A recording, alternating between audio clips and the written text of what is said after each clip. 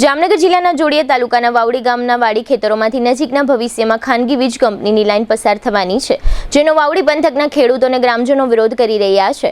તાજેતરમાં વિરોધ આંદોલન દરમિયાન 90 જેટલા મહિલા પુરુષોની અટકાયત પણ થઈ હતી।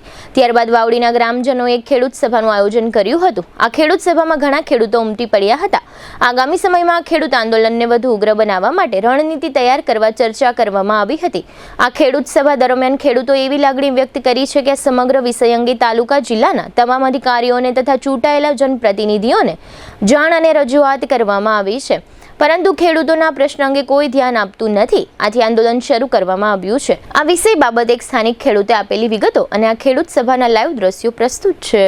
તાલુકામાં ધારાસભ્યોને બધા અધિકારીઓને વારંવાર લેખિત આપ્યું, પણ એકેય અધિકારી કે ધારાસભ્યો કે સંસદ સભ્યો આગળ તો આવતા નથી। જ્યારે મતની જરૂર હોય ત્યારે આવી જાય। ખરેખર ખાલી આ મત પૂરતું જ છે કે ખેડૂત સામે કાંઈ જોવાનું જ નહીં। આટલા ટાઈમની અંદર અવારનવાર બધી કંપનીઓમાં લેખિત આપી, પ્રાંતને આપી, મામલતદારને આપી, ધારાસભ્યોને આપી।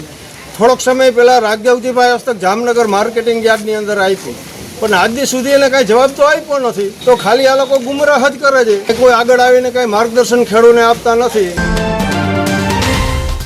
માત્ર ને માત્ર પાણી જેત પરવાળા બેઠા હતા ને એમ 5 જણા ઈચ્છા હોય એટલે એનું નામ લખીએ આપણે 5 જણા આપણે ચર્ચા જઈ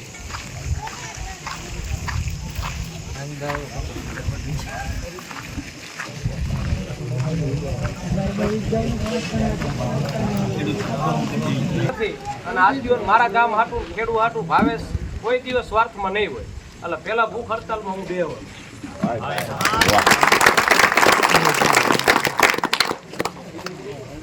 કામ હાટું જે કરવા તૈયાર થાવું તો કદાચ જેલ પડે ને તો હું ભોગવવા તૈયાર છું।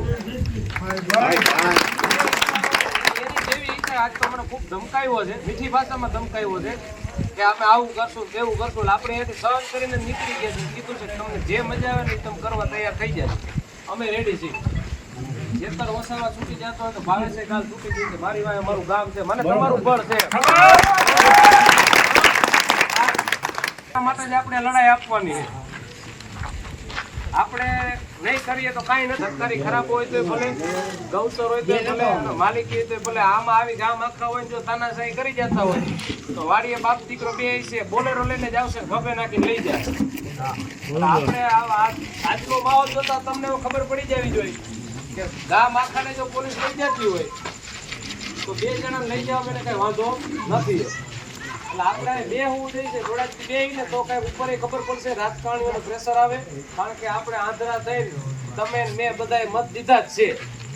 એ આપણી ભૂલ છે તો ભૂલ ને જે કાંઈ કયો લાગણી બરોબર છે, પણ હવે એ લોકોને ખબર પડવી જોઈએ કે આ બેઠા જાગૃત થઈ ગયા છે। એમનામ હવે આપણે ભવિષ્યનું મતદાન નથી કરવાનું, ગામ બેહીને જ નક્કી કરશું કે આપણે શું કરવું, એમાં ખોટી કાન છોડી નથી કરવાની। અને આજુબાજુના ગામને આપણે કહીશું આવું જ કરવું છે, બરોબર। મફત આપણે એમ કહીએ કે સરકારી ખરાબા ગૌચર જમીન કેની છે? આ દેશની। આ દેશની જમીન એટલે દેશના લોકોની જમીન।